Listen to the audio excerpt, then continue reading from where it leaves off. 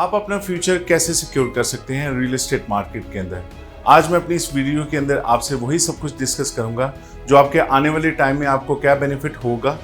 कहां पे किस तरह इन्वेस्ट करेंगे और उसमें कितनी प्रॉफिटेबिलिटी आएगी, आया वो अगर रेजिडेंशियल पर्पस से हो या कमर्शियल पर्पस के लिहाज से। इन दोनों सूरतों में हम आपसे अब लास्ट तक डिस्कशन करेंगे। वीडियो को लास्ट तक जरूर देखिएगा ताकि आपको कंप्लीट इन्फॉर्मेशन दी जा सके।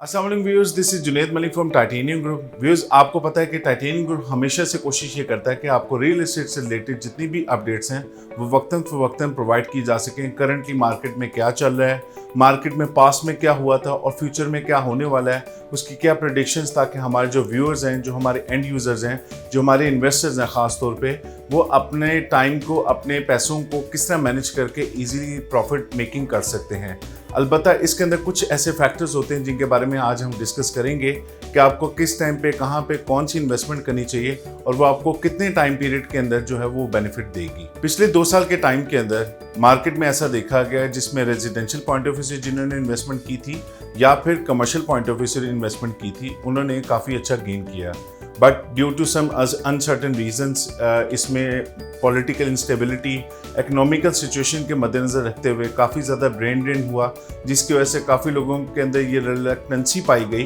कि उन्होंने अपनी इन्वेस्टमेंट्स को होल्ड करने के बजाय उन्होंने इस चीज़ को सेलिंग के पॉइंट ऑफ व्यू से ज़्यादा कंसिडर किया, और जिसकी वजह से मार्केट थोड़ा सा नियर टू क्रैश, आप समझ सकते हैं, इस हवाले से वो आने की जो है वो चांसेस बढ़ गए। बट ये एक ऐसी अनसर्टेनिटी थी क्योंकि इसमें ना तो ऐसा कोई ऐसा गवर्नमेंट फैक्टर इन्वॉल्व था, ना तो कि ऐसा कोई दूसरा सेक्टर इन्वॉल्व था, क्योंकि इन्वेस्टर्स ने तो ऑलरेडी अपनी इन्वेस्टमेंट जो थी वो सिक्योर की हुई थी। बट आप अगर किसी चीज़ के अंदर इन्वेस्ट करके उसके होल्डिंग टाइम को अगर पूरा नहीं कर पा रहे तो उसके अंदर अनसर्टेनिटी तभी आती है कि जब एक ही टाइम पे मार्केट में एक ही चीज़ के मुख्तलिफ जो सेलर्स हैं वो आना शुरू हो जाएं, जिसकी वजह से बायर्स की जो होती है कमी वो होना शुरू हो जाती है। हमने इन फैक्टर्स को टाइटेनियम ग्रुप के प्लेटफॉर्म से काफ़ी हद तक जो है वो अपने व्यूअर्स को, अपने एंड यूज़र्स को जो है टाइमली अपडेट किया और उनको हर चीज़ के बारे में प्रॉपर अपडेट किया, ख़ासतौर पर रियल एस्टेट से रिलेटेड हो या और भी किसी चीज़ से रिलेटेड। हमने इस चीज़ को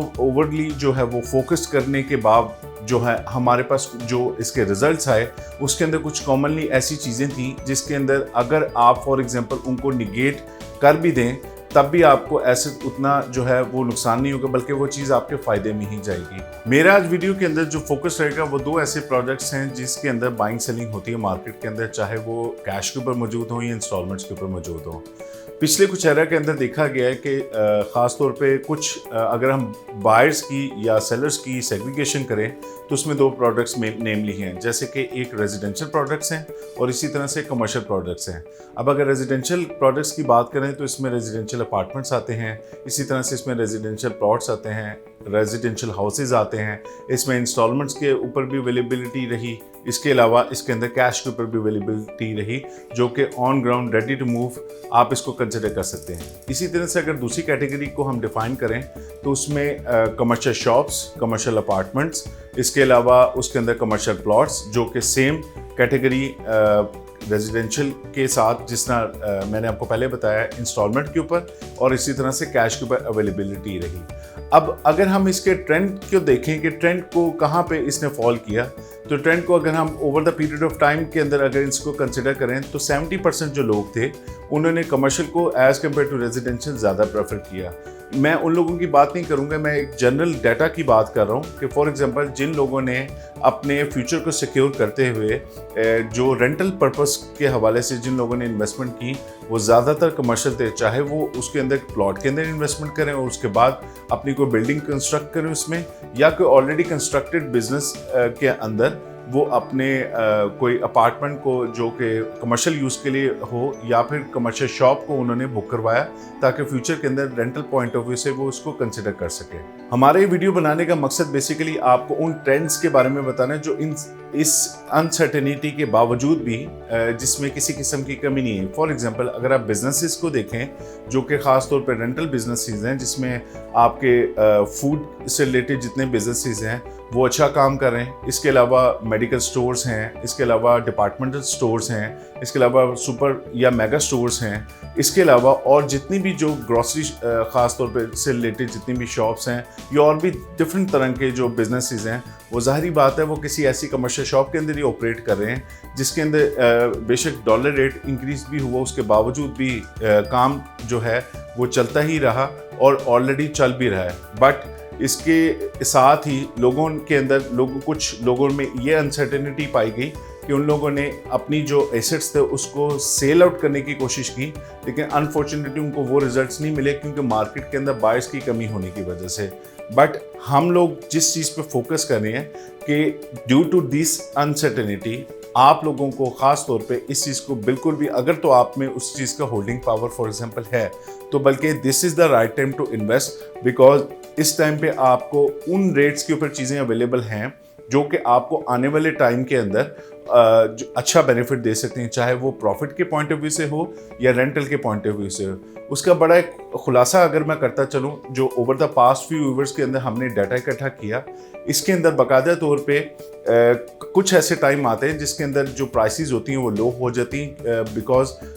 ईयर एंड चल रहा है फॉर एग्जांपल पे, और लोगों के पास अपने जो फाइनेंसेस होते हैं उनको मैनेज करने के लिए थोड़ा सा वक्त दरकार होता है, जिसमें 2 महीने 4 महीने 6 महीने ये टाइम रिक्वायर्ड होता है, जिसकी वजह से आगे अब आने वाले टाइम में रमज़ान भी आने वाला है, तो इसी वजह से मार्केट स्लो होने की वजह से आपको थोड़ा सा टाइम पीरियड ज़्यादा लग सकता है। बट हमारे प्लेटफॉर्म से हमेशा इस चीज़ की कोशिश की गई है कि हम अपने क्लाइंट्स को एजुकेट इस चीज़ के ऊपर करें कि आपके पास अगर तो होल्डिंग पावर एटलीस्ट 8 मंथ्स से लेकर 1 ईयर की है, और आप अगर शॉर्ट टर्म इन्वेस्टमेंट भी कंसिडर करें जिसका टाइम पीरियड 8 to 1 ईयर है, 8 मंथ्स to 1 ईयर, तो उसको आप बाकायदा तौर पे इस चीज़ को मैनेज करते हुए ही आप अपनी इन्वेस्टमेंट को करें, जिसमें आप स्मॉल बजट के साथ भी कमर्शियल में इन्वेस्ट कर सकते हैं, इसी तरह से आप हाई बजट के साथ भी कमर्शियल में इन्वेस्ट कर सकते हैं। फॉर एग्जांपल अगर आप किसी रेजिडेंशियल पॉइंट ऑफ व्यू से अगर आपको इन्वेस्टमेंट करते हैं किसी रेजिडेंशियल प्लॉट में, चाहे आप वो कोई फाइल बाय कर लें या आप कैश के ऊपर प्लॉट ले लें या आप इंस्टॉलमेंट्स के ऊपर कोई बुकिंग करवा लें, उसके लिए आपको होल्डिंग पावर कम से कम 2 से लेकर 3 साल का वक्त दरकार होता है। It depends on the society, it depends on the market. लेकिन उसके बावजूद अगर आप वापस कमर्शियल की तरफ देखें तो कमर्शियल के अंदर आपको हाई प्रॉफिटेबिलिटी का गेन होता है। इट डजेंट मैटर कि बाकी मार्केट्स किस जगह पे जा रही हैं, क्योंकि ये इसकी एक अपनी डायमेंशन है रियल एस्टेट मार्केट की, और हमेशा से ऐसे हुआ है कि जिन्होंने भी अपनी चीज़ें वक्तन जो हैं वो बाय की हैं, उनको फ्यूचर के अंदर उनके अंदर बेनिफिट्स हुए हैं, चाहे वो उन्होंने इंस्टॉलमेंट्स के ऊपर कोई चीज़ बाय की हुई थी या उन्होंने कैश के ऊपर कोई चीज़ बाय की हुई थी, तो हर चीज़ का ऊपर रेट ही जो है वो बड़ा है। हाँ, अगर सेलिंग पॉइंट ऑफ व्यू से देखें तो उसमें तो से थोड़ा सा टाइम अप एंड डाउन आ सकता है, यानी आपको थोड़ा सा वक्त लग सकता है उसको सेल आउट करने में, लेकिन इसका मतलब ये नहीं है कि आपको उसके अंदर बाकायदा तौर पे किसी लॉस को बेयर करना पड़े। एट दी एंड मैं आपको कुछ ऐसे प्रोजेक्ट्स जो हैं जो ख़ास तौर पे हाई राइज बिल्डिंग जो लाहौर के अंदर ख़ास तौर पे, कराची के अंदर ख़ास तौर पे, या इस्लामाबाद के अंदर जो बन रहे हैं या जो आगे आने वाले टाइम में बनने जा रहे हैं, उन लोगों के ऊपर फोकस करवाऊंगा। उसका रीज़न ये है कि आप आने वाले टाइम के अंदर ख़ास तौर पे अगर पाकिस्तान में रहते हुए अपने कोई भी जो कुछ स्मॉल बिजनेस रन कर रहा है, कोई जॉब कर रहा है या कोई ऐसी एक्टिविटी में इन्वॉल्व है जिससे उसका घर का रोज़गार वगैरह जो है वो चलता है, तो अपने आप को ज़रूर इस चीज़ के अंदर कोई अपने वो यानी बजट को थोड़ा सा बेशक लो ही कर लें, लेकिन फाइनेंसिस को डाइवर्सिफाई करके कुछ ऐसी इन्वेस्टमेंट ज़रूर करें जो आपको आने वाले टाइम के अंदर आपको इसके अंदर बेनिफिट दे। यानी आगे फॉर एग्जांपल हम अपने फ्यूचर पॉइंट ऑफ व्यू से ही इन्वेस्टमेंट करते हैं, तो आपका फ्यूचर तभी सिक्योर हो सकता है जब आपने राइट टाइम पे राइट इन्वेस्टमेंट की हो। This is the right time to invest in the real estate, because इसके अंदर जो इस टाइम पे लो रेट्स आए हुए हैं मार्केट के अंदर, आप उस चीज़ को अवेल करें। ये मैं आपको गारंटी देता हूँ कि आने वाले टाइम के अंदर ये रेट्स आपको अवेल नहीं हो सकेंगे। बाद में हमारे अक्सर क्यूरीज आती हैं हमारे व्यूअर्स की कि हम लोग पहले कर लेते तो हमें फ़ायदा हो जाता। हमने अपने प्लेटफॉर्म से काफ़ी ऐसे प्रोजेक्ट्स जो हैं वो रेकमेंड किए हैं, ख़ासतौर पे कमर्शियल कराची में, लाहौर में, इस्लामाबाद में, जो कि हाई राइज हैं, आज उनकी स्टेजेस कंस्ट्रक्शन की शायद उतनी ना हो जितना वो प्रॉफिटेबिलिटी के ऊपर चल गए हैं, क्योंकि लैंड की कॉस्ट ही जो है वो काफ़ी ज़्यादा बढ़ चुकी हुई है। तो आप एक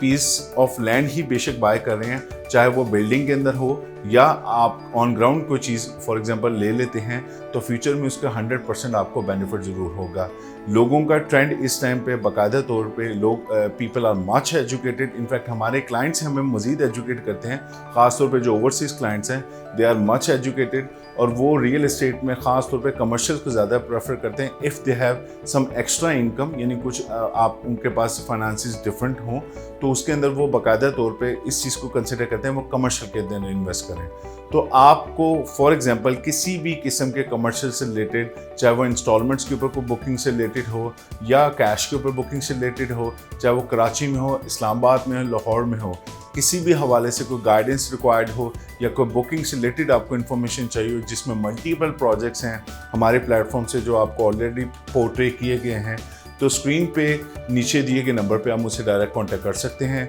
व्हाट्सएप और ईमो के ऊपर मैं अपने ओवरसीज क्लाइंट्स के लिए भी अवेलेबल रहूँगा। Thank you so much for watching this video. Allah.